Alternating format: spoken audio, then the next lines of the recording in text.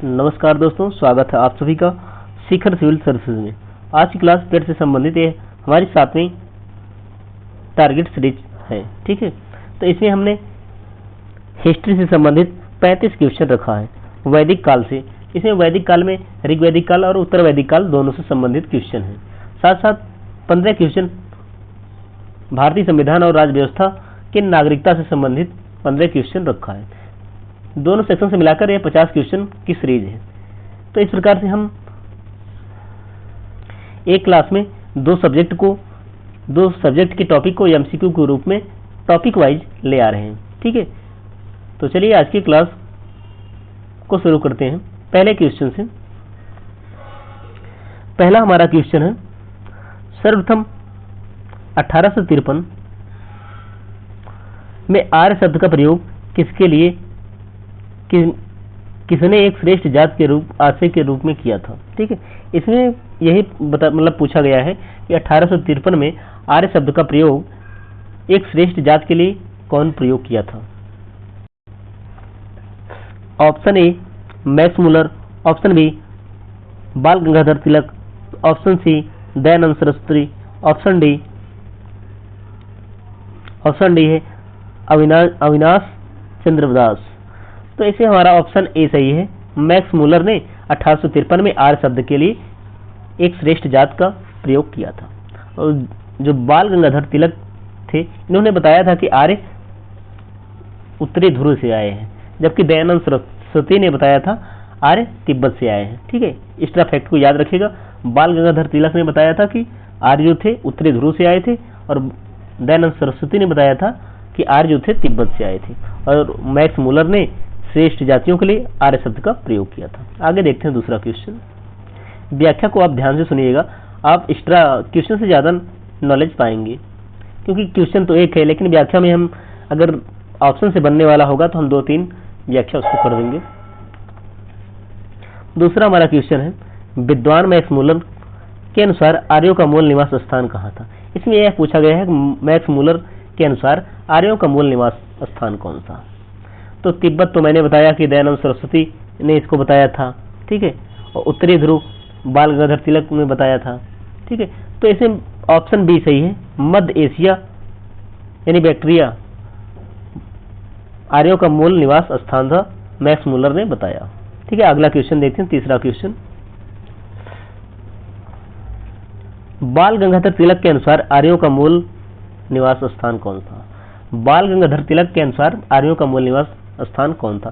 तो मैंने ऊपर बताया कि बाल गंगाधर तिलक के अनुसार उत्तरी ध्रुव से आर्य भारत आए थे। ठीक है, अगला क्वेश्चन देखते हैं। वैदिक संस्कृत को मुख्य रूप से कितने भागों में बांटा गया है। जो वैदिक संस्कृत हमारी है उसके मुख्य रूप से कितने भागों में बांटा गया। तो इसको 2 भागों में बांटा गया है, एक ऋग्वैदिक काल, एक उत्तर वैदिक काल। एक क्या है, ऋग्वैदिक काल, एक उत्तर वैदिक काल। ठीक है, आगे देखते हैं अगला क्वेश्चन। ऋग्वैदिक काल की मुख्य विशेषताएं क्या थी। ऋग्वैदिक काल की मुख्य विशेषताएं क्या थी। नगरीय संस्कृत, मूलतः ग्रामीण संस्कृत, या औद्योगिक संस्कृत, या समुद्री व्यापार। तो ऋग्वैदिक काल के लोग मुख्यतः ग्रामीण क्षेत्र से थे। ठीक है, ऑप्शन बी सही हो जाएगा, मूलतः ग्रामीण संस्कृत। नगरीय संस्कृत यानी हड़प्पा कालीन संस्कृत थी। ठीक है, सिंधु घाटी सभ्यता नगरीय संस्कृत थी। आगे देखते हैं अगला क्वेश्चन, छठा क्वेश्चन। 1400 ईसा पूर्व बोगजगोई एशिया माइनर के अभिलेख में किन वैदिक देवताओं का उल्लेख मिलता है। इसमें पूछा गया बोगजगोई, ठीक है, एशिया माइनर के अभिलेख में वैदिक देवताओं का उल्लेख मिलता है। किन वैदिक देवताओं का उल्लेख मिलता है। तो इसे हमारा बी ऑप्शन सही है। इंद्र, वरुण, मित्र और नासत्य, इनका उल्लेख मिलता है। ठीक है, अगला क्वेश्चन देखते हैं, 7वां क्वेश्चन। ऋग्वेद में आर्य निवास स्थल के लिए किस क्षेत्र का उल्लेख मिलता है। ठीक है, जिसका अर्थ है 7 नदियों का क्षेत्र। इसमें पूछा गया है ऋग्वेद में आर्य निवास स्थल के लिए किस क्षेत्र में उल्लेख मिलता है। ठीक है, जिसका अर्थ 7 नदियों का क्षेत्र। तो इसे हमारा ए ऑप्शन सही है, सप्त सिंधु क्षेत्र। ठीक है। आगे देखते हैं 8वां क्वेश्चन। सतलज से यमुना तक का क्षेत्र, ठीक है, सतलज से यमुना तक का क्षेत्र प्राचीन क्षेत्र काल में क्या कहलाता था?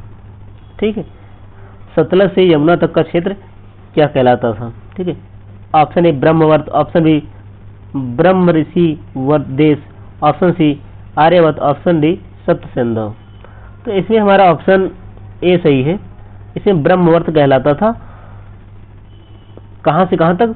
सतलज से यमुना तक के प्राचीन क्षेत्र को क्या कहा जाता था? ब्रह्मवर्त। ठीक है, अगला क्वेश्चन देखते हैं 9वां क्वेश्चन।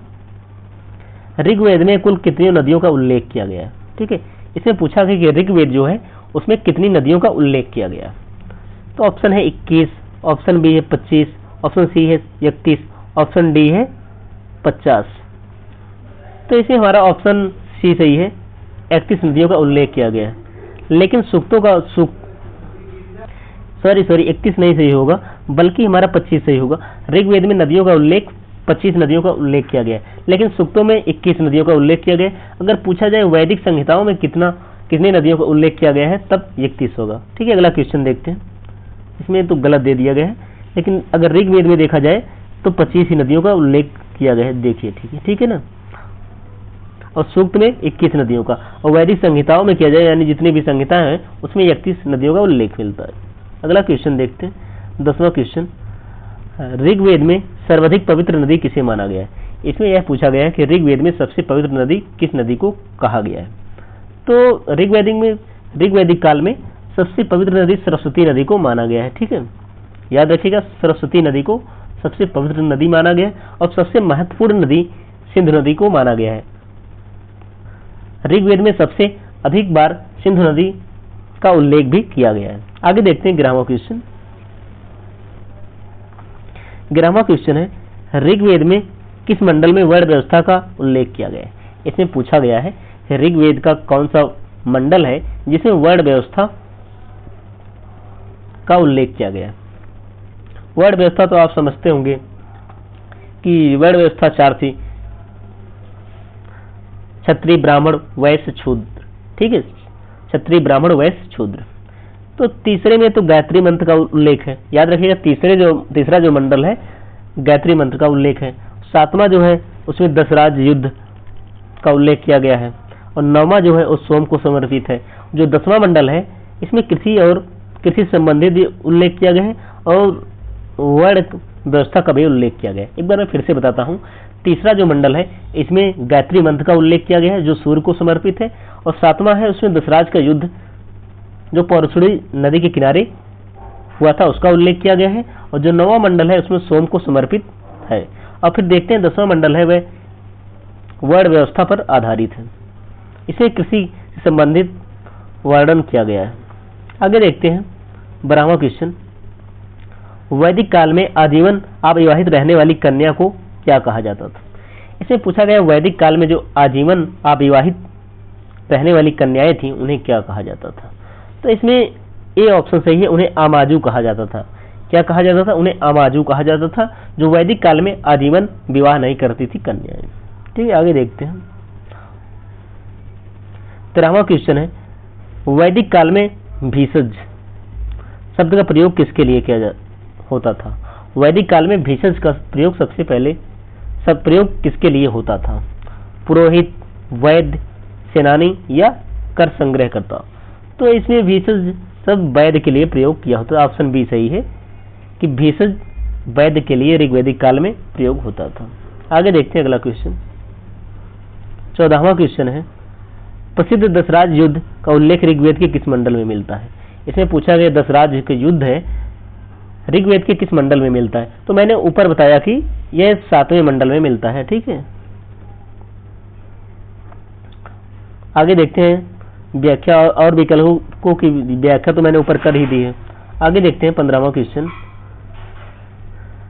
ऋग्वैदिक काल में गाय को क्या माना जाता था जिसकी हत्या करने वाले को मृत्यु दंड का प्रावधान था? इसे पूछा गया है कि ऋग्वैदिक काल में गाय को क्या माना जाता था जिसकी हत्या करने वाले को मृत्यु दंड का प्रावधान था। ठीक है, तो इसमें गाय को ऋग्वैदिक काल में बहुत महत्वपूर्ण वस्तु मानी जाती थी। ठीक है, तो इसमें ए ऑप्शन सही है। अघन्या माना जाता था ऋग वैदिक काल में गाय को, न मारे जाने योग्य पशु इसे माना जाता था। आगे देखते हैं 16वां क्वेश्चन। वैदिक काल में आयस शब्द की पहचान संभवतः किसके लिए, किस धातु के रूप में की गई है। जो वैदिक काल था उसमें आयस शब्द की पहचान संभवतः किस धातु के लिए की गई है। ठीक है, तो ऑप्शन ए है लोहा, ऑप्शन बी तांबा कांसा, ऑप्शन सी सोना, ऑप्शन डी चांदी। तो इसमें हमारा बी ऑप्शन सही है। तांबा और कांसा के लिए वैदिक काल में आयस शब्द का प्रयोग किया गया। 17वां क्वेश्चन देख लेते हैं।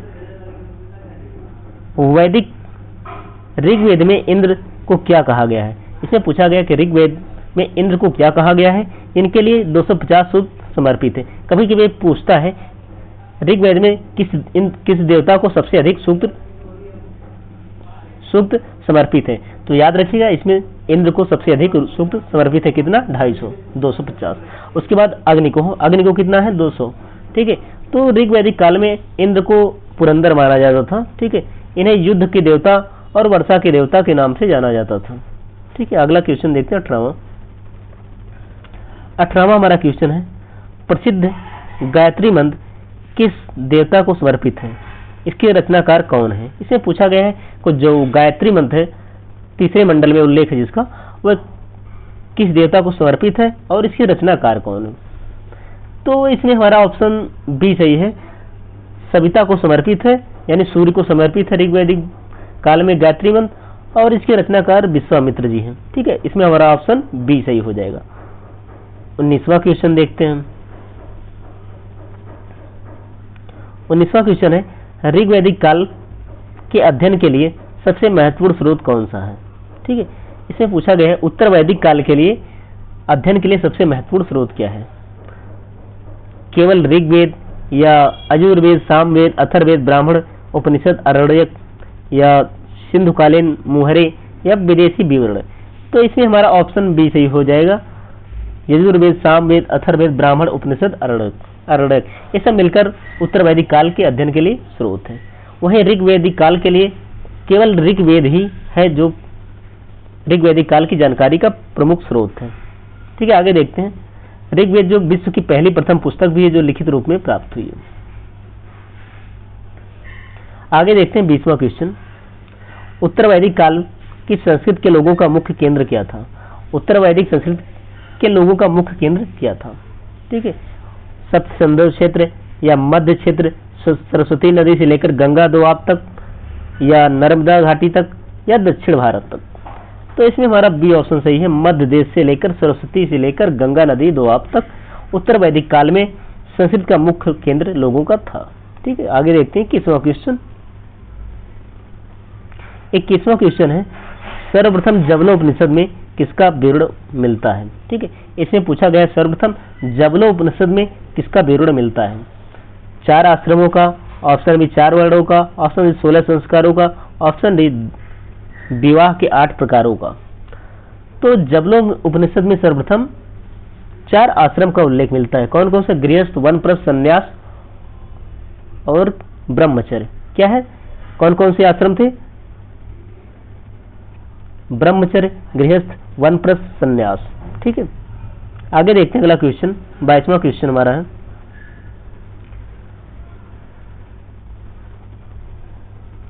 मन और स्मृति के अनुसार विवाह के कितने प्रकार का उल्लेख किया गया है। इसमें पूछा गया है जो मन स्मृति है उसके अनुसार कितने प्रकार के विवाहों का उल्लेख किया गया है, 4 या 8 या 12 या 16। तो इसमें 8 प्रकार के विवाह का उल्लेख किया गया। 4 विवाह प्रशंसनीय विवाह थे और 4 निंदनीय विवाह थे। इन्हें देख लेते हैं आगे आगे कौन से विवाह थे। जो 4 विवाह प्रशंसनीय थे उन्हें ब्रह्म, देव, आर्ष और प्रजापति के नाम से जाना था, और जो 4 निंदनीय विवाह थे असुर, गंधर्व, पिशाच और राक्षस।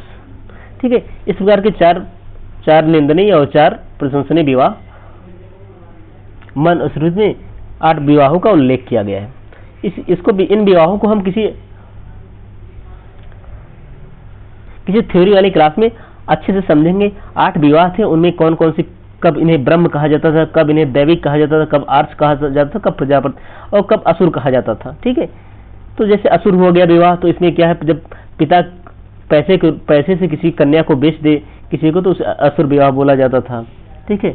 गंधर्व में क्या होता था, जैसे जो कोई बालक बालिकाएं प्रेम में होकर प्रेम विवाह कर ले उससे गंधर्व विवाह बोलते हैं, ये निंदनीय में आता था। ठीक है। और 50 में क्या है, कोई 50 में याद नहीं आ रहा है, फिर बाद में बताएंगे इसको कभी।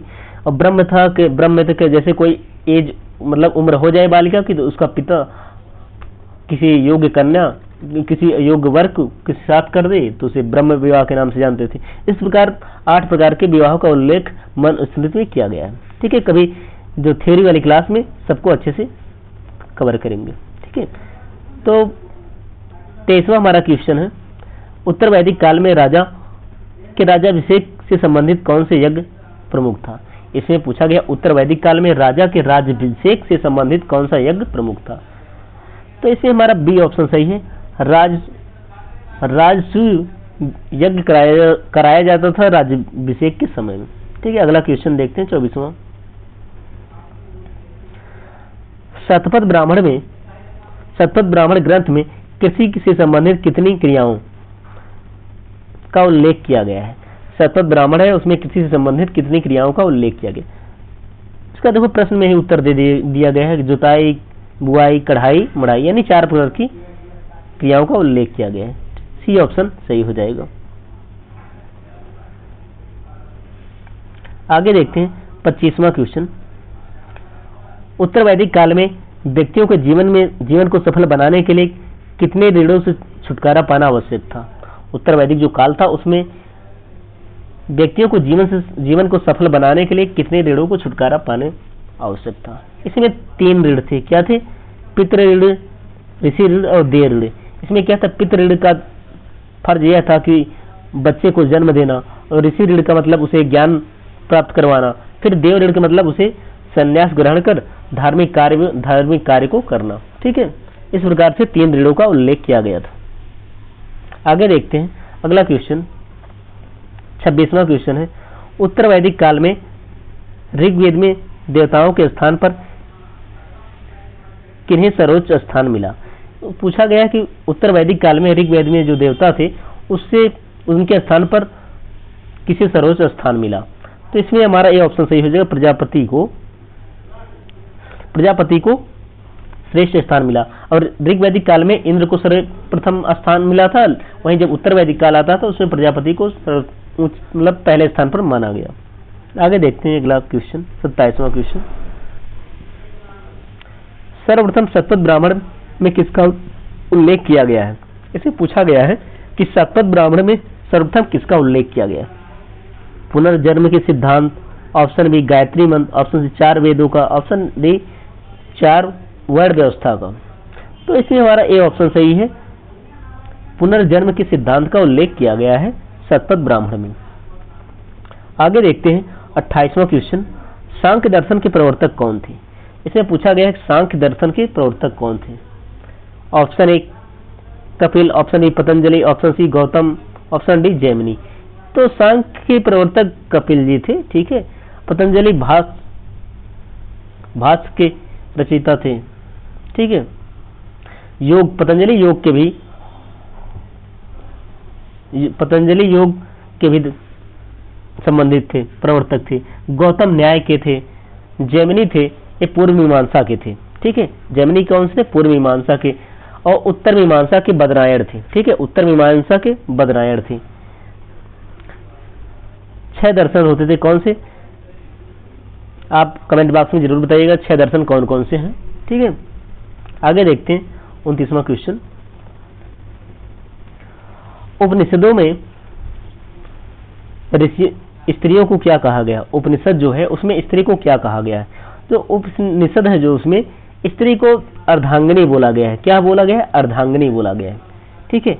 आमाजु जो आजीवन कालीन अविवाहित रहने वाली स्त्रियां थी उन्हें ऋग्वैदिक काल में बोला गया।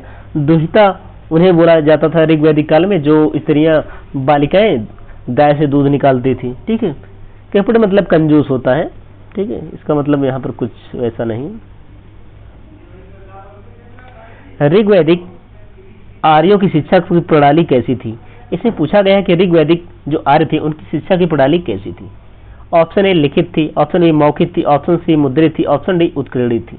तो इसमें हमारा ऑप्शन बी सही है, मौखिक कालीन थी। सब बोल बोलकर ऋग्वैदिक काल में शिक्षा ग्रहण करते थे, रट रट के। ठीक है, रटते रटते जब सर गर्म हो जाता था तो चंदन लगा कर सिर को ठंडा करते थे। इस प्रकार से विद्या को ग्रहण किया जाता था बचपन में। लेकिन वो भी ठीक था, हर समय के अनुसार सब चीजें ठीक होती हैं, समय बदलता है तो चीजें भी बदल जाती हैं। ठीक है, देखते हैं अगला क्वेश्चन।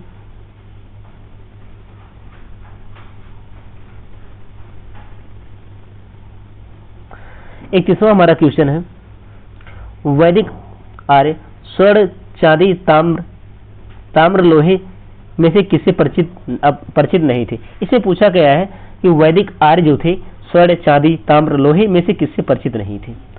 तो वैदिक आर्य मतलब ये ऋग्वैदिक काल के बारे में पूछ रहा है। ठीक है, तो इसमें लोहे से लोग परिचित नहीं थे, लेकिन उत्तर वैदिक काल में लोहे से लोग परिचित हो जाते हैं, जंगलों को काटकर ज्यादा दूरी तक विस्तार करते हैं अपने निवास स्थान को। ठीक है, उत्तर वैदिक काल में लोहे के साथ प्राप्त होता है अंतर्जी खेड़ा से। कभी कभी यह क्वेश्चन बन जाता है कि लोहे का साक्ष्य कहां से प्रमाण कहां से प्राप्त होता है, तो याद रखिएगा अंतर्जी खेड़ा से प्राप्त होता है। अगला क्वेश्चन देखते हैं 32वां। ऋग्वैदिक आर्य किस पालतू पशु को नहीं परिचित थे।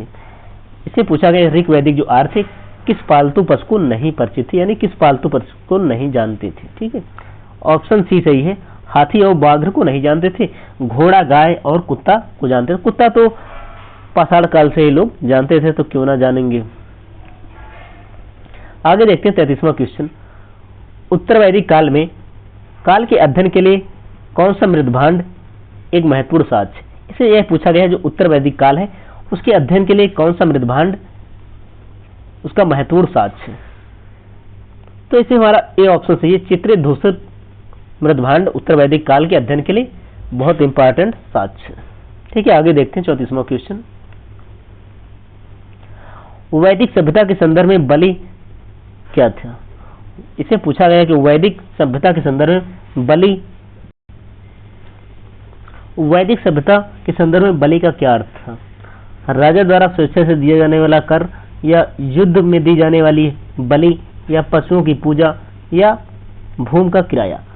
तो इसमें हमारा ए ऑप्शन सही है, राजा द्वारा स्वेच्छा से दिया जाने वाला, राजा द्वारा नहीं बल्कि राजा को दिया जाने वाला स्वेच्छा से कर। राजा को चाहिए, द्वारा नहीं, राजा थोड़े देगा कर जनता को, बल्कि राजा देती थी, तो स्वेच्छा से उनको देती थी। लेकिन यही उत्तर वैदिक काल में आते आते ये अनिवार्य हो गया कि राजा को प्रजा की सुरक्षा के लिए बलि देना आवश्यक था। वो कितना देना पड़ता था, आय का 1/16 भाग देना पड़ता था। ठीक है, कितना देना पड़ता था, 1/16 भाग। आगे देखते हैं 35वां क्वेश्चन जो हिस्ट्री से आज संबंधित लास्ट क्वेश्चन भी है। ठीक है, उसके बाद 15 क्वेश्चन हम संविधान और राज्य व्यवस्था की नागरिकता से संबंधित को सॉल्व करेंगे।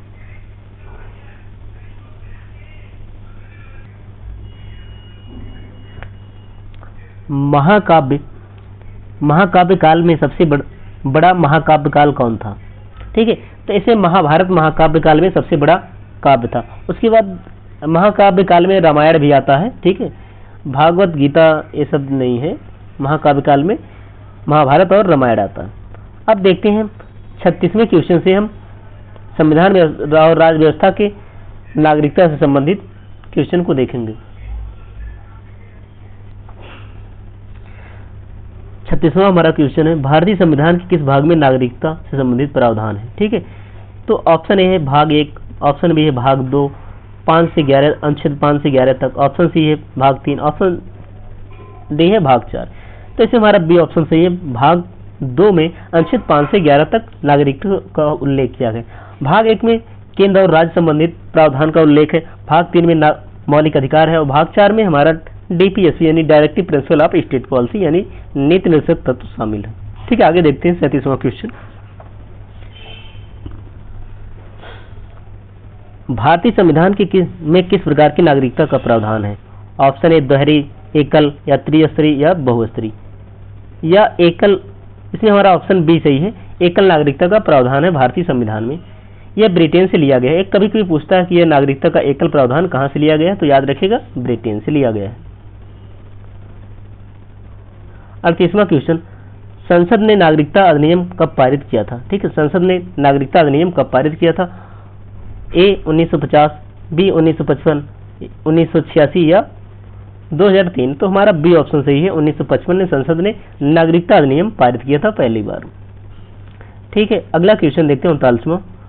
नागरिकता अधिनियम 1955 के अनुसार भारतीय नागरिकता कितने प्रकार से प्राप्त की जा सकती है? तो भारतीय नागरिकता 5 प्रकार से प्राप्त की जा सकती है। कैसे? जन्म से, वंशानुगत, पंजीकरण के द्वारा, देशीकरण के द्वारा या क्षेत्र के सम्मिलित होने पर। किस प्रकार से? जन्म से या वंशानुगत या पंजीकरण के द्वारा या देशीकरण के द्वारा या क्षेत्र के सम्मिलित किए जाने पर किया जा सकता है 5 प्रकार से नागरिकता का ग्रहण। 40वां क्वेश्चन देखते हैं। संविधान के किस अनुच्छेद के तहत संसद को नागरिकता के अधिकार का विधि को विनियम करने का शक्ति है? ठीक है, इसमें पूछा गया है जो संसद है उसको किस अधिनियम के तहत, किस एक्ट के तहत, किस अनुच्छेद के तहत नियम बनाने का अधिकार है नागरिकता संबंधी प्रावधान में। तो इसमें हमारा ऑप्शन सी सही हो जाएगा। 11 के अनुसार नागरिकता संसद बना सकती है कानून। और 9 में उल्लेख किया गया है कि विदेशी राज्य की नागरिकता ग्रहण करने पर भारत की नागरिकता किसी व्यक्ति की स्वतः समाप्त हो जाएगी। और 10 में है नागरिकता ग्रहण करने पर अधिकारों का बना रहना। और 5 में जन्म से नागरिकता ग्रहण करने का शक्ति। अब देखते हैं 41वां क्वेश्चन। केवल भारतीय नागरिकों को प्राप्त मूल अधिकार कौन से हैं? केवल भारतीय नागरिकों को प्राप्त मूल अधिकार कौन से? तो इसमें हमारा ए ऑप्शन सही है। 15, 16, 19, 29 और 30 आर्टिकल केवल भारतीय नागरिकों को प्राप्त है। कौन कौन से? 15, 16, 19, 29 और 30। कौन कौन से? 15, 16, 19, 29 और 30। आगे देखते हैं 42वां क्वेश्चन। संविधान के किस अनुच्छेद में पाकिस्तान से भारत को प्रव्रजन करने वाले कुछ व्यक्तियों को नागरिकता के अधिकार का उल्लेख है? ठीक है, इसमें कहा गया है कि पाकिस्तान से भारत को आने वाले व्यक्तियों की नागरिकता का उल्लेख किस अनुच्छेद में किया गया है? तो ये अनुच्छेद 6 में किया गया है। ठीक है, ये 26 जनवरी 1950 के संदर्भ में किया गया था। ठीक है, और ये 7वां है भारत से पाकिस्तान जाने वाले नागरिकों के संबंध में नागरिकता संबंधित प्रावधान था। ये 26 जनवरी 1950 में ही था। और 8वां अनुच्छेद 8 में भारतीय मूल के व्यक्ति को पंजीकरण के द्वारा नागरिकता का प्रावधान है। ठीक है, आगे देखते हैं 43वां क्वेश्चन। भारतीय नागरिकता की समाप्ति कितने प्रकार से हो सकती है? इसमें पूछा गया भारतीय नागरिकता से जो है उसकी समाप्ति कितने प्रकार से हो सकती है? तो यह 3 प्रकार से हो सकती है। किस प्रकार से? त्याग या बर्खास्तगी या वंचन के द्वारा। भारतीय नागरिकता की समाप्ति 3 प्रकार से हो सकती है। त्याग, बर्खास्तगी या वंचन के द्वारा। ठीक है, अगला क्वेश्चन देखते हैं। राष्ट्रपति, उपराष्ट्रपति, उच्चतम न्यायालय के न्यायाधीश यदि प्रमुख पदों के लिए कौन पात्र होंगे? ठीक है, इसमें पूछा गया राष्ट्रपति, उपराष्ट्रपति, उच्चतम न्यायालय के न्यायाधीश आदि प्रमुख पदों के लिए कौन पात्र होंगे? इसमें केवल भारतीय नागरिक ही होते हैं। तो इस प्रकार हमारा ए ऑप्शन सही है। अगला क्वेश्चन देखते हैं 45वां। लोकसभा और राज्यसभा के निर्वाचन हेतु मत देने का अधिकार किन्हें प्राप्त है? इसमें पूछा गया है लोकसभा जो राज्यसभा का निर्वाचन है उसमें मत देने का किसी अधिकार प्राप्त। तो इसमें भी ऑब्वियसली भारतीय नागरिक ही होंगे। ऑप्शन ए सही है, भारतीय नागरिक को ही। 46वां क्वेश्चन देखते हैं। संविधान के किस अनुच्छेद के अंतर्गत संसद द्वारा नागरिकता के अधिकार का विधि विनियम करने का किया जाता है? ठीक है, इसमें पूछा गया संसद जो है किस आर्टिकल के तहत नागरिकता संबंधी अधिकार को बनाती है, कानून बनाती है? तो ऑप्शन ए है 11, अनुच्छेद 11। ऑप्शन बी है 5, अनुच्छेद 9 या अनुच्छेद 10। तो इसमें ए ऑप्शन सही है, अनुच्छेद 11 के तहत संसद नागरिकता संबंधित कानून बनाती है। आगे देखते हैं 47वां क्वेश्चन। नागरिक अधिकारों के संदर्भ में राज्य विहीन व्यक्ति किन्हें कहा जाता है? ऑप्शन ए अवैध प्रवासियों को जिनके पास नागरिकता संबंधी दस्तावेज नहीं होते। ऑप्शन बी अपने देश के राजदूत। ऑप्शन बी विदेशी पर्यटक। ऑप्शन सी डी अनिवासी भारतीय। तो इसमें हमारा ए ऑप्शन सही है। अवैध प्रवासियों को जिनके पास नागरिकता संबंधी कोई दस्तावेज नहीं है उन्हें राज्य विहीन व्यक्ति कहा जाता है। आगे देखते हैं अगला क्वेश्चन, 48वां क्वेश्चन। यदि कोई व्यक्ति जन्म के आधार पर भारत का नागरिक है तो उसे किस प्रकार की स्थिति में नागरिकता से वंचन नहीं किया जा सकता। यदि कोई व्यक्ति जन्म से भारत का नागरिक है तो उसे किस प्रकार की स्थिति में नागरिकता से वंचन नहीं किया जा सकता। किसी भी स्थिति में नहीं, या देशद्रोह के मामले में, या विदेशी नागरिकता लेने पर, झूठ बोलने पर। तो ऑप्शन हमारा ए सही है। किसी भी स्थिति में भारतीय जो नागरिक है उसे, भारतीय जन्म के आधार पर नागरिक है, उसे नागरिकता से वंचन नहीं किया जा सकता। क्योंकि अगर नागरिकता से वंचन किया जाएगा तो वह जाएगा कि व्यक्ति कहाँ, ठीक है। उसे जन्म के आधार पर अगर कोई नागरिक है उसे किसी भी स्थिति में भारत से नागरिकता से नहीं वंचन किया जाएगा। आगे देखते हैं 49वां क्वेश्चन। संसद के किस अनुच्छेद के तहत व्यक्तियों के अधिकारों को बना रहना सुनिश्चित किया गया है। ठीक है, संसद के किस अनुच्छेद के तहत व्यक्तियों के अधिकारों का बना रहना सुनिश्चित किया गया है। अनुच्छेद 10, अनुच्छेद 5, अनुच्छेद 8, अनुच्छेद 11। तो हमारा ए ऑप्शन सही है, अनुच्छेद 10। बाकी जो विकल्प है उनकी व्याख्या तो मैंने ऊपर की कर ही दी है। तो याद रखिएगा कि व्यक्तियों के अधिकारों का बना रहना सुनिश्चित आर्टिकल 10 के तहत किया गया है। आगे देखते हैं 50वां क्वेश्चन। 50वां हमारा क्वेश्चन है, राष्ट्रीय नागरिक रजिस्टर सर्वप्रथम स्वतंत्रता के पश्चात किस जनगणना के लिए तैयार किया गया था। जो एनआरसी है सर्वप्रथम स्वतंत्रता के पश्चात किस जनगणना के बाद तैयार किया गया था। 1951 की जनगणना, या 1961 की जनगणना के बाद, या 1971 के बाद, या 2001 की जनगणना के बाद। तो इसमें हमारा ए ऑप्शन सही है। 1951 की जनगणना के बाद राष्ट्रीय नागरिक रजिस्टर सर्वप्रथम स्वतंत्रता के पश्चात तैयार किया गया था। तो इस प्रकार आज हमने हिस्ट्री के 35 क्वेश्चन वैदिक सभ्यता से, वैदिक सभ्यता में ऋग्वैदिक काल और उत्तर वैदिक काल दोनों भी शामिल था, और पॉलिटी के नागरिकता संबंधी भाग को इस क्लास में कवर किया। तो अगली क्लास में भी इसी प्रकार हम 2 सब्जेक्ट के एमसीक्यू को लाएंगे। ठीक है, तो आज की क्लास को यहीं पर समाप्त करते हैं। तो उससे पहले आपसे एक रिक्वेस्ट है, चैनल पर पहले आ रहे हैं तो चैनल को सब्सक्राइब कीजिएगा, बेल आइकन को प्रेस करके रखिएगा, और चैनल को लाइक शेयर जरूर कीजिएगा ताकि आने वाली क्लास का नोटिफिकेशन आपको जल्द से मिल सके। और आज की क्लास को यहीं पर रखते हैं, समाप्त करते हैं। जय हिंद, जय भारत।